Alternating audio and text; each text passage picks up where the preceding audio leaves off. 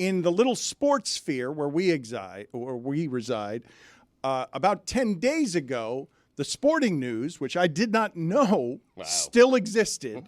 I had put it on the poll at Le Batard Show. Amazing. Did you know the Sporting News still existed? What a run. The Sporting News let go of a few writers as a precursor to Sports Illustrated just basically ended.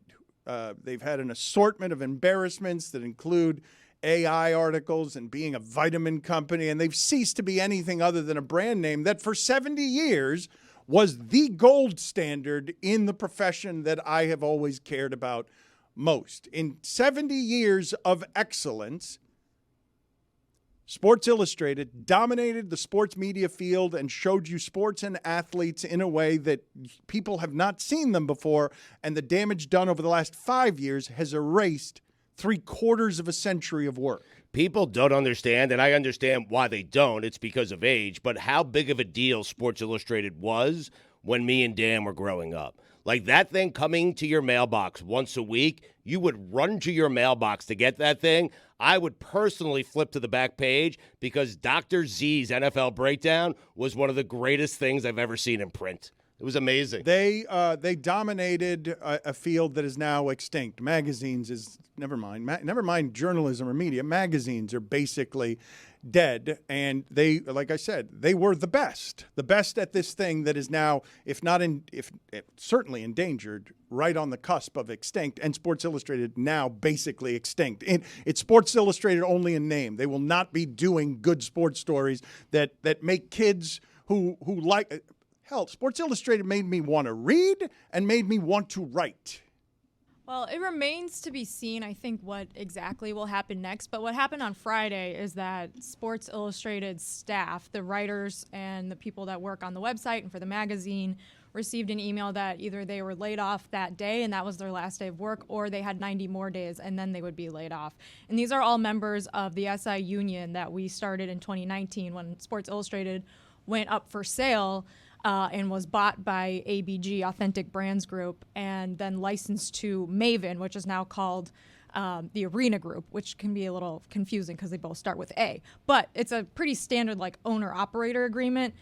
Arena Group pays for the license from ABG and produces the magazine and runs the website. So Arena Group recently was, the majority stake was bought by the guy who founded 5 Hour Energy. His name's Manoj Bhargava, I believe is his name. And he had a really weird all-staff meeting a few weeks ago where he just seemed like he did not like what was going on there. And there's reporting on this. You go read the details.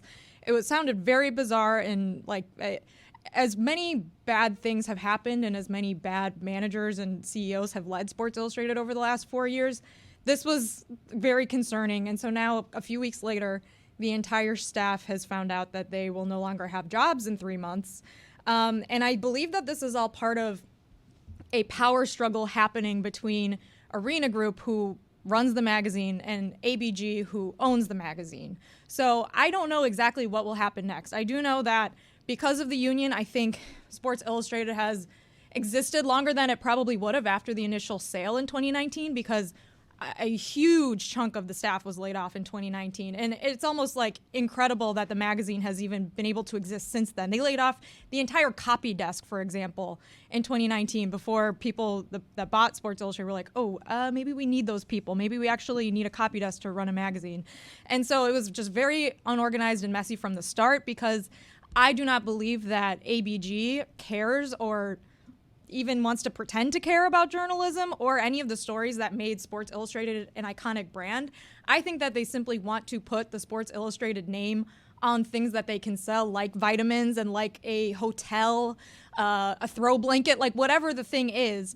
And not words. Not storytelling, not journalism, not things that, aren't going to make you friends with the leagues that you cover or friends with the athletes that you want to be in business with. I think that they just really care about selling merchandise with the Sports Illustrated name, and journalism is like a unfortunate byproduct. And I think that honestly management is very threatened by the Sports Illustrated union and threatened of what happens when a lot of employees can come together and say, we are not being treated with respect. We are not being paid the wages that we deserve. We are being told to do work that we're uncomfortable with, that has corporate influence.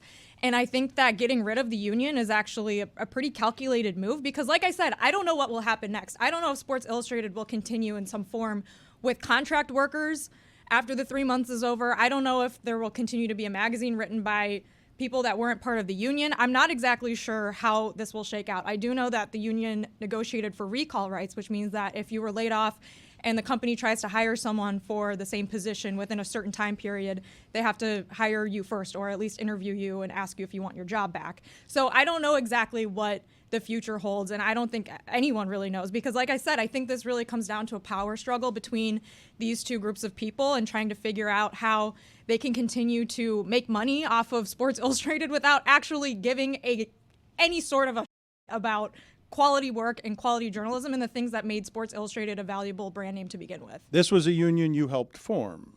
Correct. Yeah. And honestly, like, there's no more galvanizing force in your workplace than, hey guys, like, we're all going to get laid off. Like, we're going to lose our jobs. We're going to lose our healthcare. And not to mention this iconic brand that, like, for many of us was our dream jobs. Like, you dream of working for a company like Sports Illustrated when you want to work in sports media. Like, certainly when I was hired by Sports Illustrated, I felt like, wow, I've really accomplished something in my career. And many people feel that the first time I ever had a magazine story published, I bought like 50 of them the next day and just gave them to all my friends. In fact, I have them in a storage container somewhere because it was so cool. I have one framed in my bedroom right now. It's just a really cool place to work in something that feels like an accomplishment.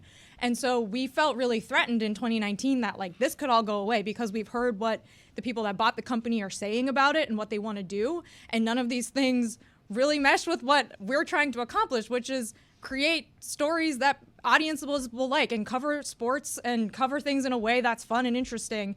And so while I blame management over the last decades plus for not being able to figure out a way to make Sports Illustrated, basically like fumbling what's an iconic company by not being able to modernize it and make it profitable in a way that kept people's jobs safe, I do believe that the current owners and operators of Sports Illustrated deserve a ton of blame and honestly should be ashamed of themselves. Wow. I don't know, Stugotz, So proud. what makes me sadder, right? That a childhood thing that taught Ashamed of me themselves. to read and write expires, or that the people listening to this don't necessarily care, that media keeps dying right and left and no one seems to care. But Stugotz is proud of you for finally being ashamed of something there. Way to go, Jessica.